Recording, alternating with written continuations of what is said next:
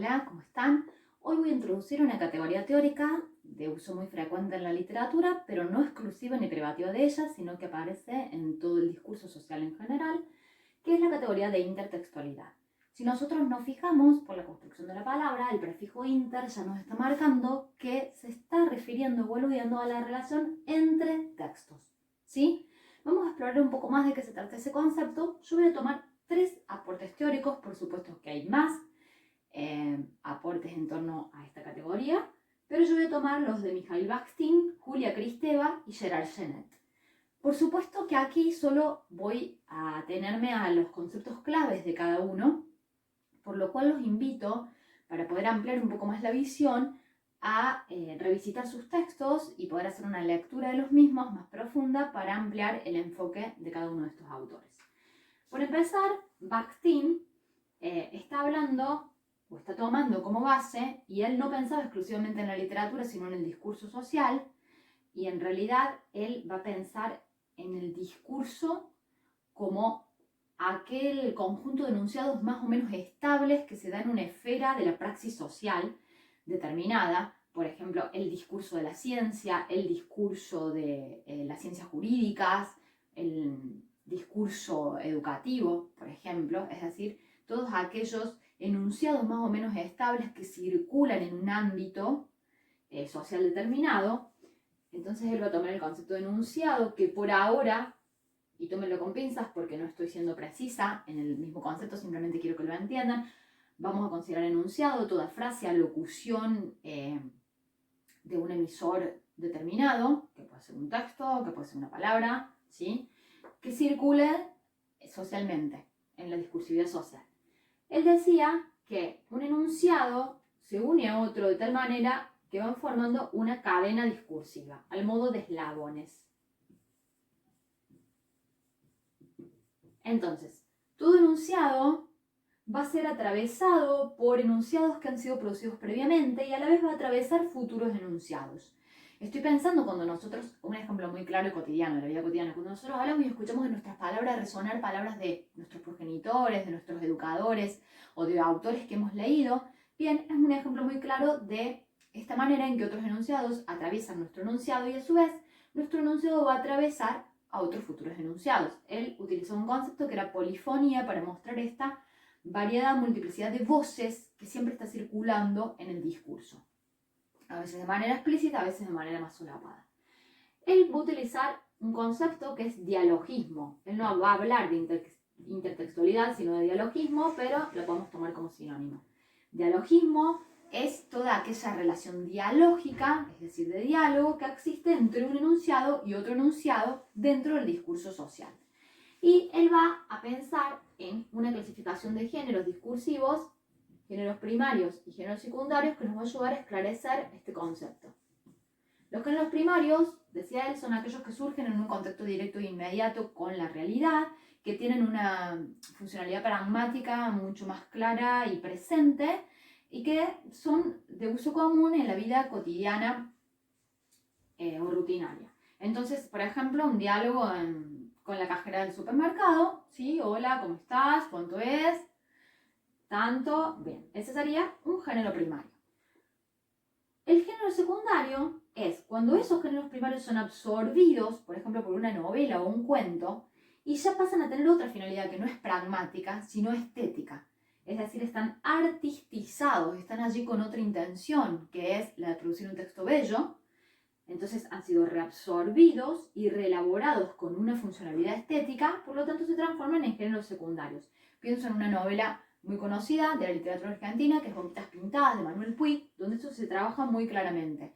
Vamos a ver noticias, cartas, diálogos telefónicos, esquelas, todos géneros primarios que van a ser reabsorbidos y reelaborados con una finalidad artística o estética y convertidos en géneros secundarios. Bien, de esta manera, dialogismo, relación entre un enunciado y otro enunciado dentro del discurso, va a ser el equivalente al concepto de intertextualidad. Kristeva sí va a hablar de intertextualidad. Y ella va a decir, Julia Kristeva, ella va a decir que los textos son mosaicos de citas. ¿Qué quiere decir que los textos son mosaicos de citas? Que en un texto podemos ver varios textos. De manera tal, lo mismo que decía Bakhtin, que un texto está siendo atravesado por otros textos precedentes y va a atravesar otros textos futuros. Esto, ella va a utilizar una palabra, que es una metáfora muy buena, creo, para ilustrarlo, que es la de palimpsesto, donde está recuperando este soporte de la escritura antigua, antes de que existiera el papel, donde sobre el mismo soporte se borraba el texto anterior y se volvía a reescribir. Y en las fibras de ese material se podía ver borrosa la escritura precedente, o los rastros de la escritura precedente. Esta metáfora es muy buena para entender cómo debajo de un texto siempre hay otro texto, otras palabras, otras voces que están resonando y que lo están atravesando. ¿Sí? Entonces, de esta manera, tanto en el discurso social como en la literatura, nuestro texto está siendo atravesado, nuestra voz, nuestro discurso, por otros, y a la vez va a atravesar a otros futuros.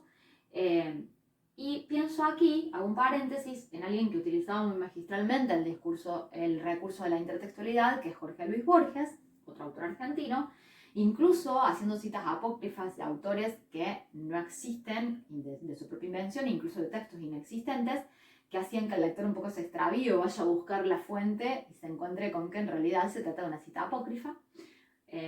Bien, así que él utilizaba demasiado la intertextualidad como recurso, y estoy pensando en un texto de él que se llama La Casa de Asterión, donde se reescribe, de alguna manera se recupera el mito del Minotauro, perteneciente a la mitología griega, y hay como reminiscencias, alusiones muy sutiles de que se está recuperando esa textualidad. Por ejemplo, una cita de Apolodoro al inicio, el personaje de Asterión mismo, que así sabemos por determinadas fuentes que era el verdadero nombre del Minotauro, y al reescribirlo en primera persona, le da la voz al antihéroe, al Minotauro. Es como si dijéramos, ahora la Caperucita le va a contar el lobo y va a cambiar la historia. Genera toda una resemantización muy profunda y muy interesante, que además nos lleva a una reflexión sobre el ser humano muy, muy interesante de transitar, así que los invito a leer ese texto. Y es muy clara ahí la relación intertextual y la reelaboración magistral que está haciendo Borges de ese mito del Minotauro. Bien, La Casa de Asterión se llama el texto. Entonces, Kristeva, por supuesto, tiene muchísimos más aportes teóricos. Yo aquí simplemente he tomado 3 palabras claves, pero de alguna manera así retrata la forma en que funciona la intertextualidad. Y ahora vamos a Genet, que en realidad él va a hablar de transtextualidad, pero va a ser un sinónimo también de intertextualidad. Relación donde un texto atraviesa otro texto, o cualquier cosa que ponga en relación a un texto con otro texto. Dentro de la transtextualidad él va a marcar 5 formas. Una va a ser la intertextualidad.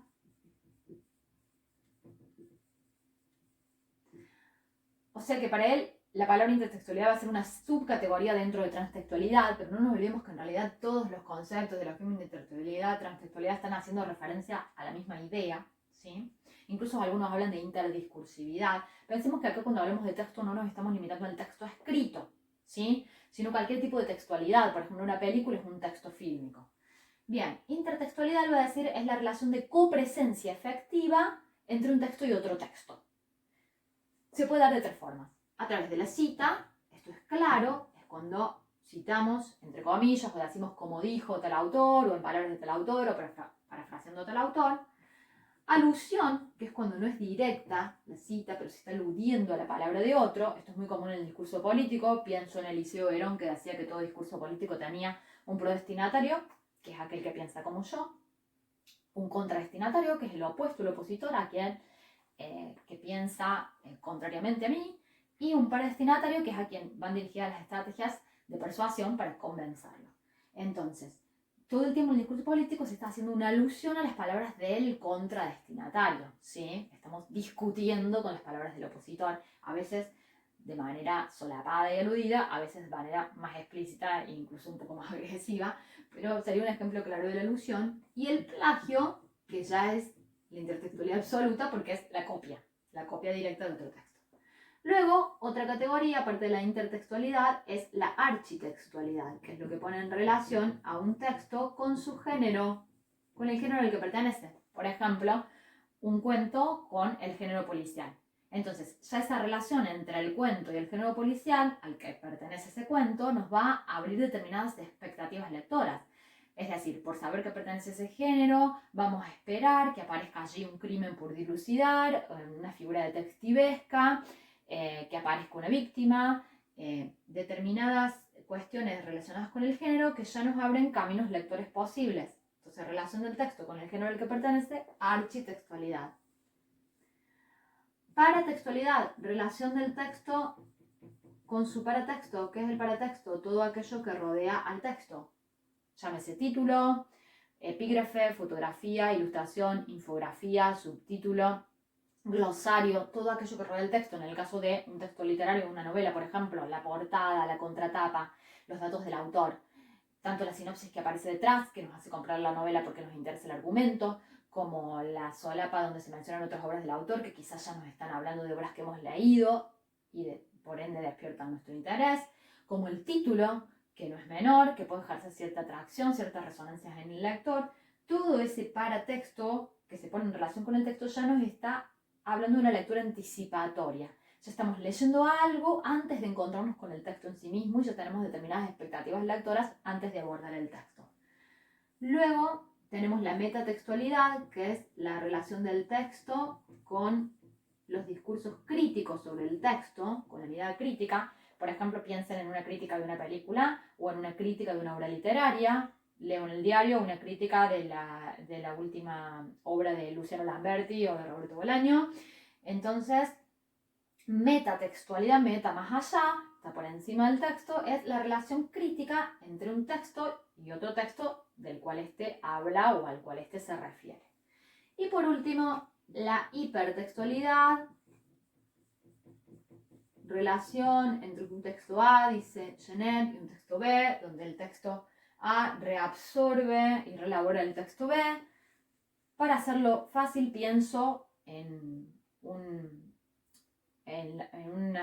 ejemplo que quizás pueda resonar más fácilmente en todos, tanto en lectores iniciados como en lectores no iniciados, que son las películas. Y pienso en una película muy popular, como por ejemplo la serie La saga Scary Movie, donde hay una parodia de películas de terror. Entonces, el texto B serían todas esas películas de terror que se están citando o aludiendo, ¿sí? Con todos sus susodichos personajes que nos permiten reconocerla.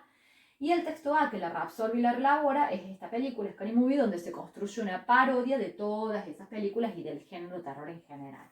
Entonces allí vemos funcionar la hipertextualidad. Bueno, esto es un recorrido muy escueto, pero que les va a abrir la puerta al concepto de intertextualidad y que les va a permitir empezar a recorrer algunos de los aportes teóricos en torno al mismo. Espero que les haya sido de utilidad. Nos vemos pronto.